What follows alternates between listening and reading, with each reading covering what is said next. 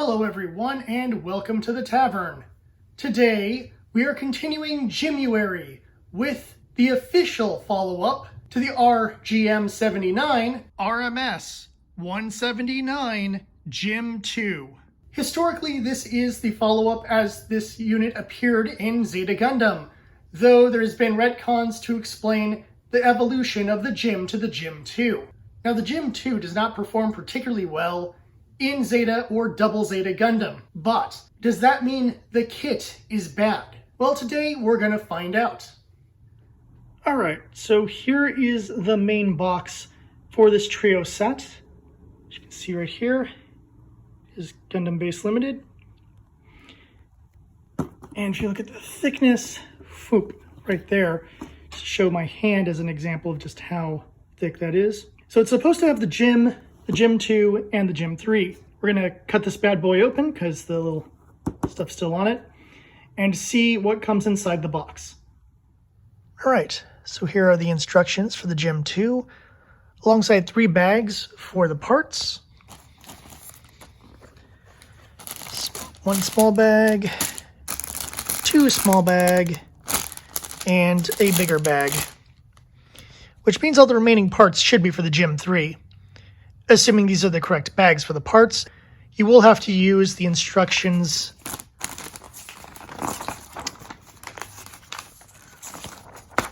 section right here where it has all the designs for the runners in order to make sure you're using the correct thing. While the Gym 1 used 2 runners and polycaps, you can see that this one uses a bit more than that. Also, you can tell that these instructions are from a newer era because it concludes on step 30. So we have a lot more going on here than we did with our previous kit, meaning this should be a very interesting experience and definitely a different experience than building the classic Gym. Of note, I did have to open up multiple bags in order to have the parts and pieces required for this kit, because for some reason, some of the Gym 2 and some of the Gym 3 parts are in the same bags. I don't know why they didn't just bag all the Gym 2 parts as Gym 2 parts and the bags for the Gym 3 parts as Gym 3 parts. But I'd opened up all but one of the other bags that was remaining in this set before I had all the pieces I needed in order to build my kit. So just bear that in mind when building this. You're going to have to just rip open a bunch of bags and figure out what parts go with which of these 2 kits. Kind of annoying, but that doesn't take away from the quality of the kit. It is merely just a point of an annoyance based around this version of the set.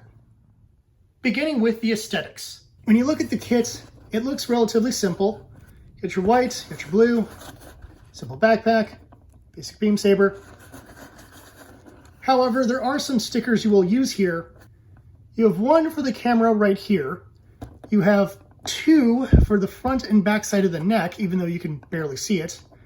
And of course, the camera is on the front and rear of the head.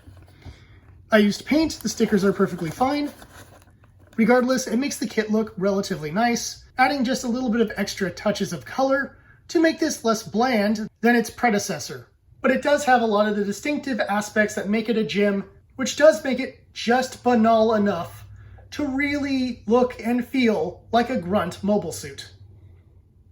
Now, the original Gym wasn't particularly flexible, but this kit was designed a few years later, so let's see if it does any better.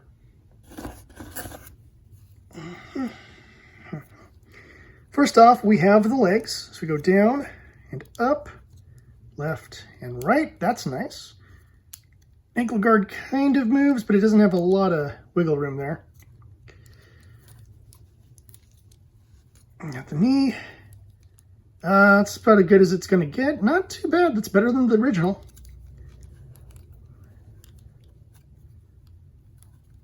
Now, for your front kick. Oof, it's very stiff. Yeah, still not great. And for your side kick. Oh, that's not bad, considering how little the side skirt armor moves. You can see here it barely kind of adjusts. Front skirt can go at least up to there.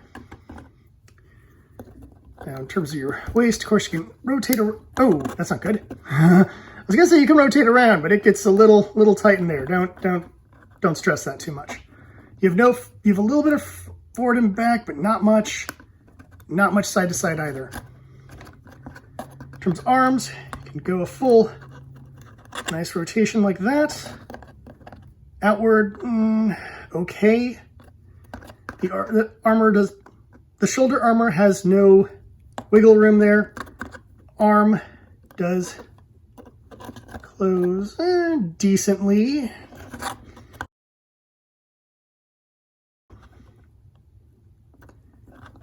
And of course, your hand wiggles about like a standard hand. Get a little bit of forward, a little bit of back on the shoulders here, so that's at least an improvement there. Head has a little bit of forward and back, kind of a little left to right, but because of the antenna and this way the neck armor is done on the sides here, it doesn't have a lot of movement. And on the back, nothing you can do, though you can remove the beam saber. So you can see some marked improvements in the flexibility comparatively to the previous model, but it is still very stiff and has very limited mobility.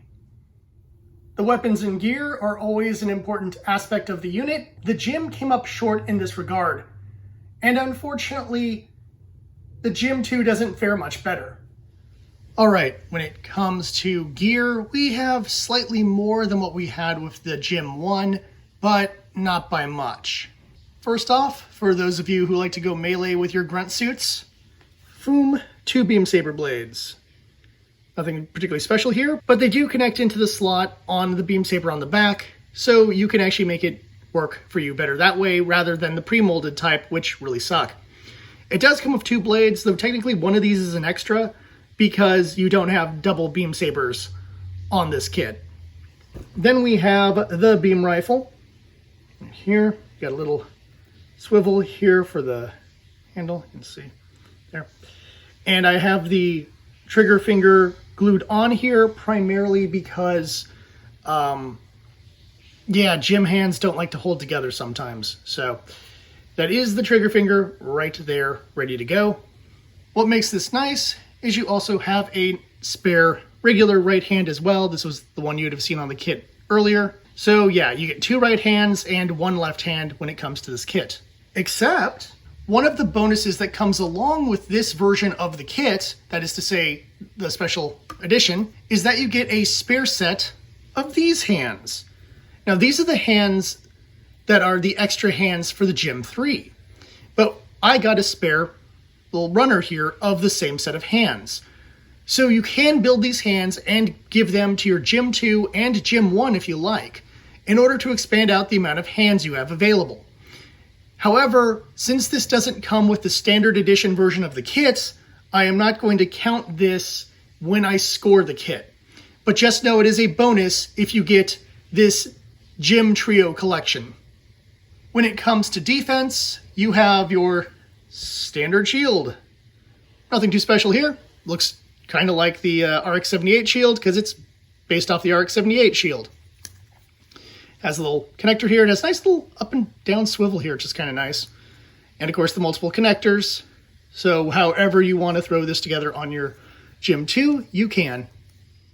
This sheet right here features the stickers of the GIM 2. However, it also has a whole load of additional decals that can be used for all 3 kits. This is one of the bonus sheets that comes along with getting this set. And it allows those of you out there who like having the really intricate designs and extra logos all over their kits to be able to do them. And in fact, it is one of the bonuses of getting the Trio set is having these kind of extra options.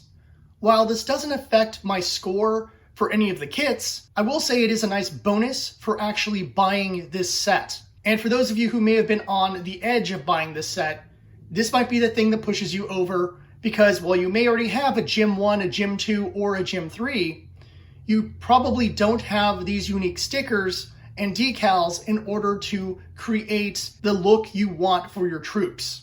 So bear that in mind. If you decide that you need to army build with your GIMs, you may want to go after the box set rather than just getting the solo version. The final thing we have to talk about is spare parts, and the only spare parts we get is a whole load of polycaps. Got all these guys along here. Got these little thingies here for certain kinds of boosters. Tons of options here all through this, which is nice because some of these things are not particularly common things to have spares of. Therefore, you get a lot of spares that will be helpful for repairs on older kits when necessary. Overall, it's not a terrible lineup of equipment, but it is essentially the bare minimum, which for a grunt suit I guess is acceptable, but to be honest here, a bazooka or possibly a second type of rifle would have really been nice to add just a little more flavor. Heck, alternate hands that aren't things that just come with this version of the kit would also have been nice. When it comes down to it, the Gym 2 is a fairly decent kit. Like its predecessor, it is very mid. But what else do you expect for a early Federation mobile suit? And an early 1980s design at that. When you put it all together with its beam rifle and its shield, it looks pretty good. While not as flashy as many of the Titans units, it'll still stand out amongst all the other Federation units produced for the Zeta Gundam time period. Its flexibility is a nice improvement above the original Gym, and having a real beam saber is also a nice improvement. The additional stickers provide the kit with a little extra visual flair, gives it an advantage over its predecessor. While it is a very limited and very simple kit, it is a fast build, and generally it looks really good when you finally get it all together. It fits in great with the other Zeta Gundam units and will look good alongside all the other members of the Gym family. On the negative side, its flexibility is still very limited. One gun, one beam saber, that's it. It'd be nice to see a few extra weapons, as I said earlier, and some of the stickers feel pointless, like the neck stickers you can't see once the head has been attached.